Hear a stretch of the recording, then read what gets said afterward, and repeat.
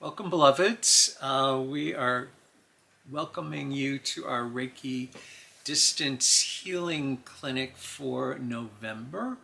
And this will be a Zoom call for those practitioners who want to join us and for those people who just want to leave their names for us to send energy to. We as practitioners will do that. Each time we do a little check-in as practitioners together around a theme. And I thought the next 2 months of November and December, we might play with some words that have similar meanings. So the word confess and the word agreement and the word covenant and the word intention. All of those words have kind of overlapping meanings.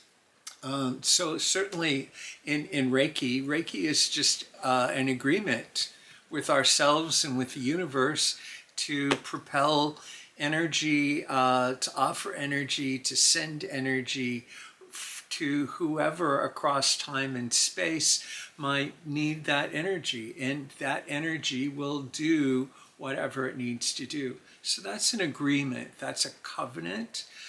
There's a biblical passage that says, pray for one another, confess with one another, and pray for one another that you be healed.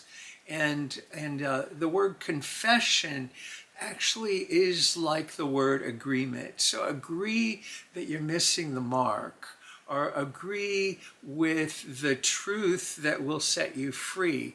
Both of those things are implicit in that word confession, which is like a covenant, which is an agreement, which is an intention. So these words that oftentimes we use in kind of different meanings actually have a convergence together, and everything's about an agreement.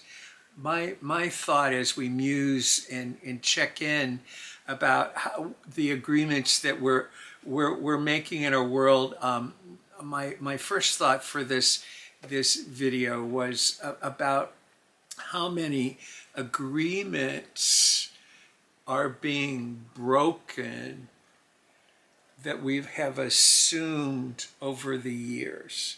So in this new time of emergence, in this new time of stripping away ego and greed and things that hinder us from actually seeing the beloved in each other, seeing the truth in each other, seeing the wholeness of each other, in this time where so much is being shaken up, sometimes it's hard to know who's on what side, and if there's a side, and what the agreements are. And I think it leads to, as I work with myself, as I work with clients in the past few years, how much of what's going on is not just a personal thing as much as it is we're in what I call the soup of change. And that soup of change is the agreements that we once held on to. Let's say like Roe v.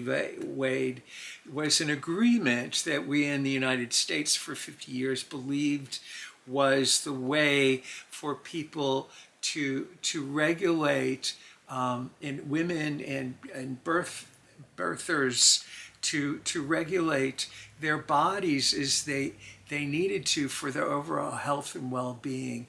And that choice being taken away kind of turns everything upside down. Well, how many of those agreements keep getting turned upside down? And how much is that impacting us, let alone our own personal agreements with the world? But when you've got everything around you changing, it makes it difficult to know who and what I'm agreeing with. So I'm calling for us as we do some energetic work to kind of go to a deeper level and think about the profoundness of how our agreements are changing in society, and what are the new agreements now that we can come back into, that may be old agreements, they may be refreshed agreements, or there may be something completely new. So juicy thoughts, but give yourself some empathy if sometimes it's really difficult to know, who do I trust? What do I trust? Because agreements are really at the core of that question. So we'll play with it as we send out loving and healing energy to all those who wish it for the month of November. Thank you and namaste.